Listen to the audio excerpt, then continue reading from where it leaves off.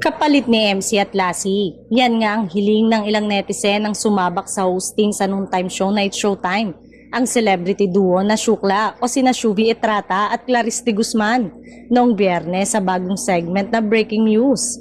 In fairness, mukhang nagustuhan naman ng madlang people at madlang netizen ang hosting skills ng dalawa. Lalo na ang rapport nila sa Showtime host, lalo na kay ang kabogable star Vice Ganda. Tila approve nga daw at parang nilalakad sa mga boss na magkatotoo ang hiling ng madlang people.